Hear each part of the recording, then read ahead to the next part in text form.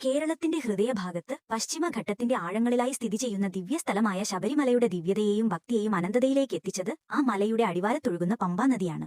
പമ്പാനദി യഥാർത്ഥത്തിൽ ഭഗീരഥിയുടെ വംശജനായ കുലശേഖര മഹാരാജാവിന്റെ ഭരണകാലത്ത് പരിശുദ്ധിയാർജിച്ചതായി പഴങ്കഥകളിൽ പറയുന്നുവെങ്കിലും പൗരാണികമായി നോക്കുമ്പോൾ ഈ നദിക്ക് ജീവൻ ലഭിച്ചത് ഒരു ദിവ്യ സംഗമത്തിൽ നിന്നാണ്.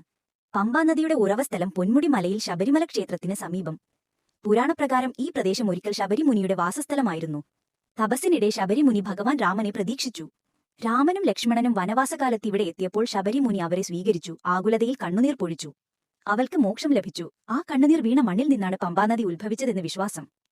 അതുകൊണ്ടാണ് ഈ നദിയെ പാപനാശിനി പമ്പ എന്ന് വിളിക്കുന്നത്. കാലം കടന്നപ്പോൾ ശിവനും വിഷ്ണുവും ചേർന്ന ദിവ്യശക്തിയിൽ നിന്ന് അയ്യപ്പസ്വാമി ജനിച്ചു. അവൻ മഹിഷിയെ വധിച്ച് ദേവന്മാർക്ക് സമാധാനം നൽകി.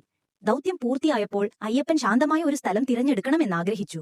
അങ്ങനെ എത്തിയത് ശബരിമലയിലേക്കാണ്. ശബരിമുനിയുടെ തപസ്സിനാൽ പവിത്രമായ ആ മലയിൽ വസിക്കാൻ തീരുമാനിച്ചപ്പോൾ അയ്യപ്പൻ പറഞ്ഞു, ഇന്നെ കാണാൻ വരുന്നവർ ആദ്യം ആത്മശുദ്ധിയോടെ വരട്ടെ. അതിനായി ആ മലയുടെ അടിവാരത്തൊഴുകിയ പമ്പാനദി ഭക്തർക്ക് പാപനിവൃത്തിയുടെ സ്ഥാനമായി.